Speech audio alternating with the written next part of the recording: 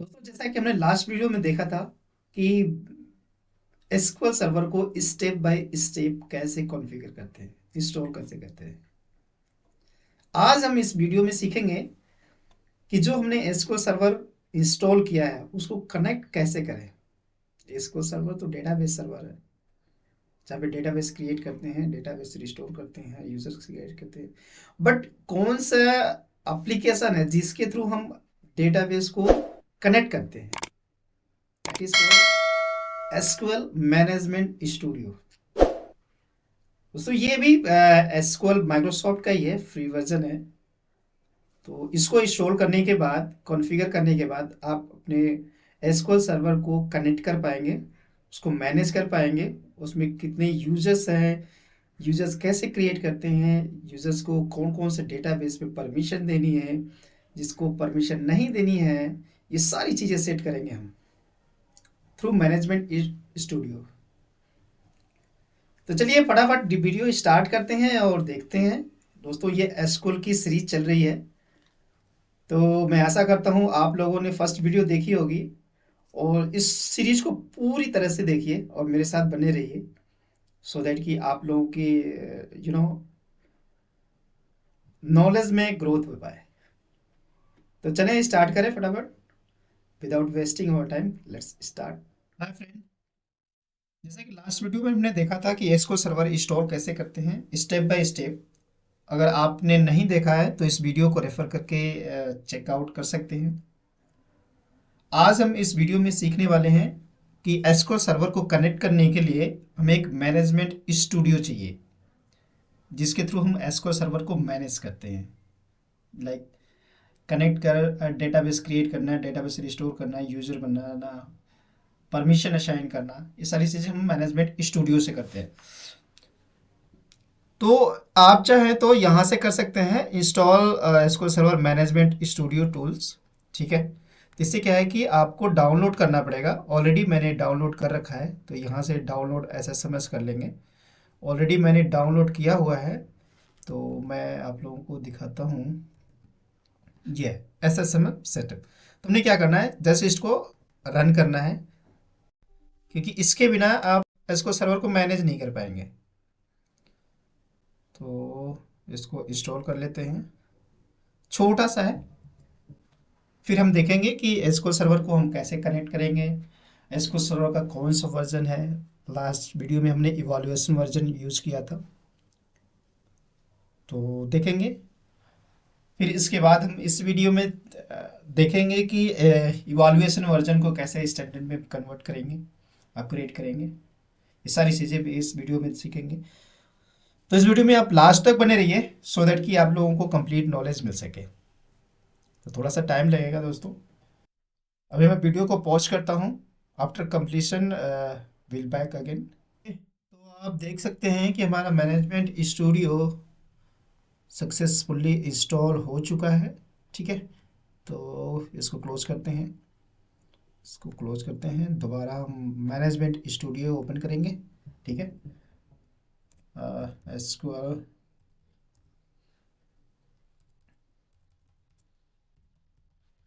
Management studio, correct.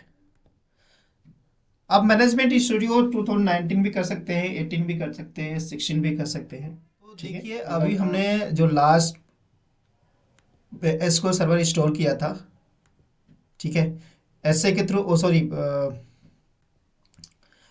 आई mean हमने mix mode में install किया था। तो एसक्यूएल के थ्रू, एसक्यूएल ऑथेंटिकेशन के थ्रू भी कर सकते हैं, विंडो ऑथेंटिकेशन के थ्रू भी करते हैं।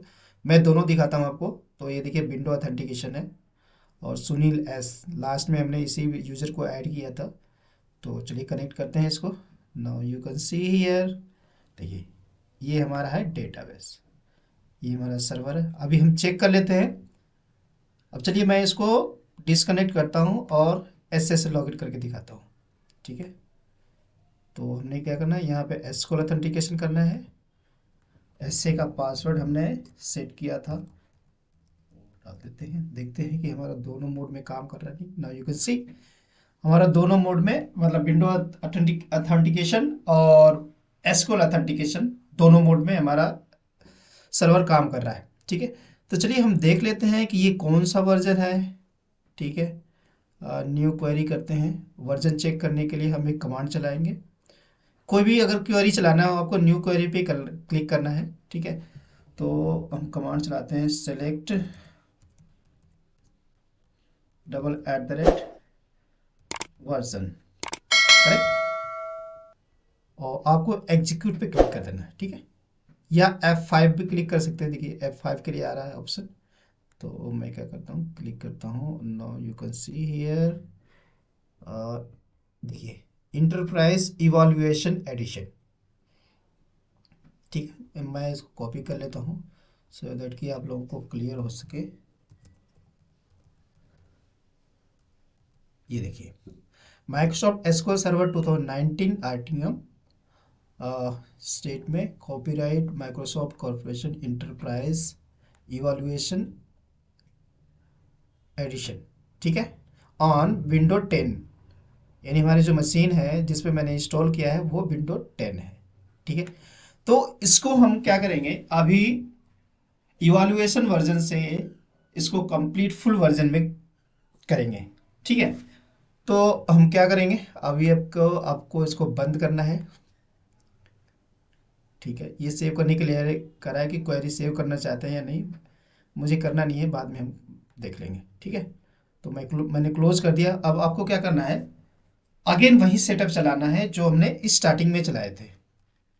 ठीक है, तो ये हमारा सेटअप है। तो मैं दोबारा सेटअप चलाता हूँ। सेटअप चलाने के बाद आपको आना है मेंटेनेंस में। ठीक है, मेंटेनेंस में एडिट एडिशन अपग्रेड पे क्लिक करना है। ठीक है, ओके।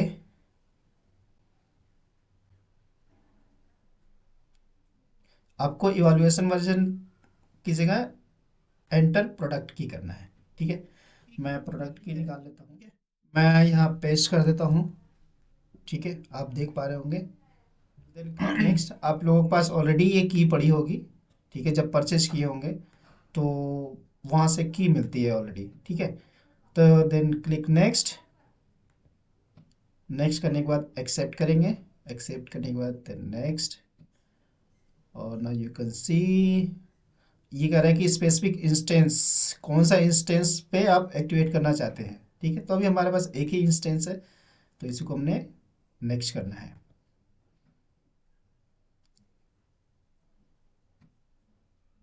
ठीक है, अपग्रेड।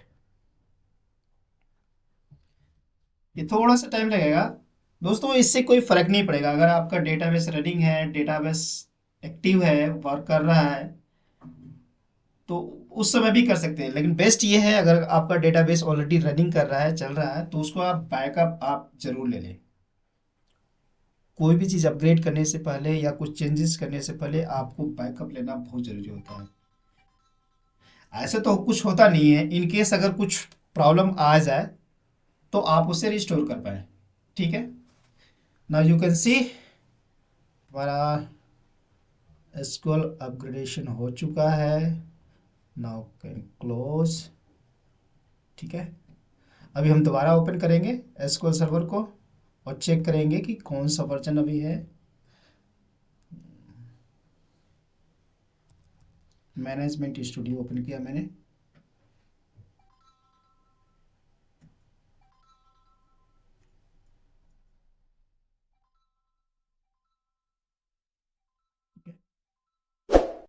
चलिए हम इसको सही कर लेते हैं।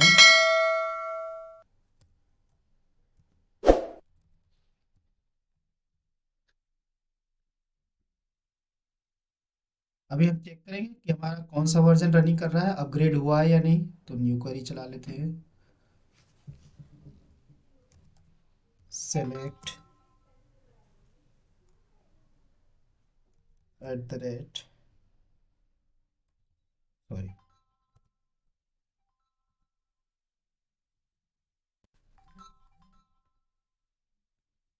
Version and execute. Now you can see here. चलिए हम इसको कॉपी कर लेता हूँ और इसी के नीचे पेस्ट कर लेते हैं।